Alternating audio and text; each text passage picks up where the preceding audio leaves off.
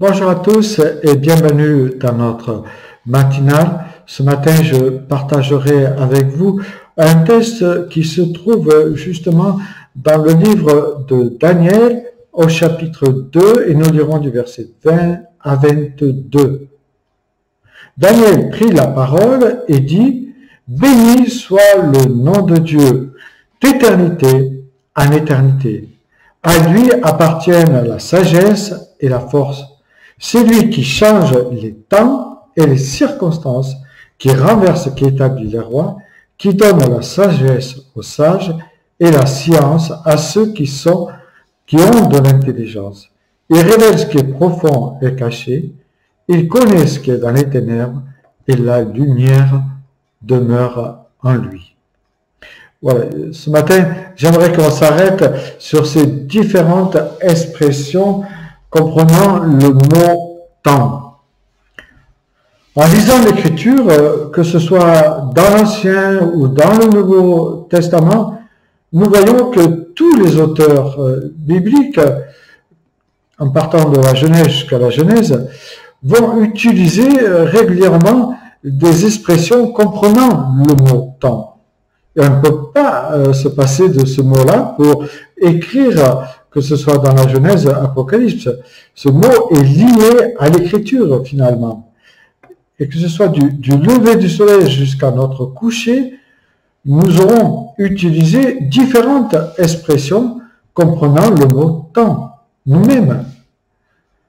Comme je suis arrivé juste à temps au travail, ou par les temps qui courent. Il n'est pas bon de se promener seul dans ce quartier. Ça signifie actuellement, il n'est pas bon de se promener seul.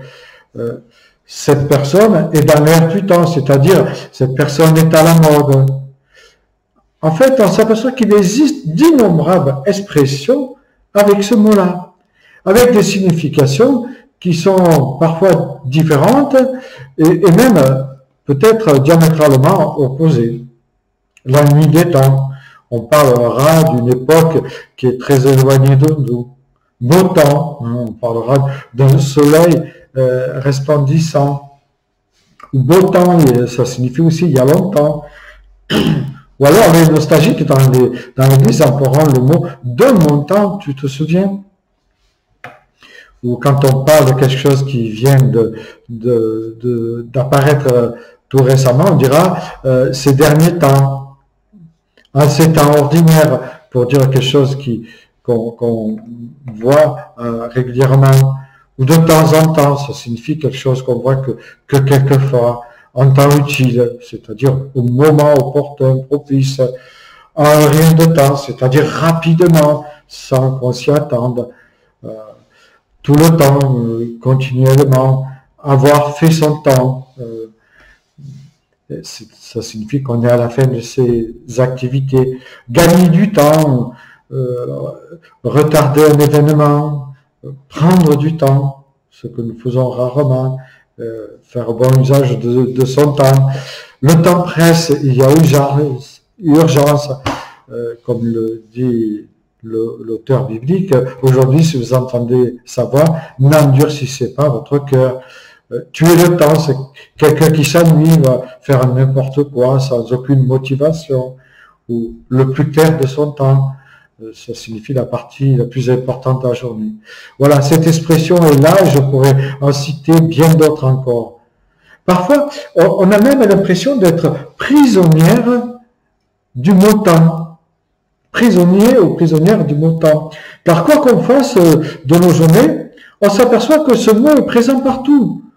En fait, on se rend compte qu'on est lié à lui. Mais heureusement, en Jésus-Christ, nous sommes libérés du temps, car il nous est dit dans la Bible que Dieu est le maître du temps, de l'histoire et de notre histoire personnelle. Dieu, qui contrôle le temps et les événements, ne perd jamais du temps. Surgissant à l'heure exacte et idéale, Jésus a révélé qu'il était le maître du temps et nous a donné l'assurance qu'il n'arrive jamais en retard. C'est pour ça qu'il nous dit de nous préparer à la rencontre de notre Dieu. Il nous est dit de veiller et de prier pour que nous ayons de l'huile dans nos lampes. Mais Galates 4 nous dit, mais quand est venu l'accomplissement du temps, Dieu a envoyé son Fils, né d'une femme assujettie de la loi. Ça signifie qu'il y avait un temps bien précis que Dieu avait préparé pour nous. Et comme il y a un temps bien précis pour le jour où nous rencontrerons Dieu. Mais aujourd'hui, Dieu nous rappelle qu'il nous a libérés du temps en nous offrant par sa grâce éternelle une espérance incroyable qui est en dehors de tout temps chronos. Par son sacrifice à la croix de Golgotha, il a fait de nous des hommes et des femmes libres et il nous rappelle que le temps, lors de son retour, n'aura plus d'impact sur notre vie car nous vivrons éternellement avec lui. Une chose est sûre, Dieu fait toutes choses belles en son temps. Sois patient, confie ton temps avant de commencer ta journée. Que le Seigneur te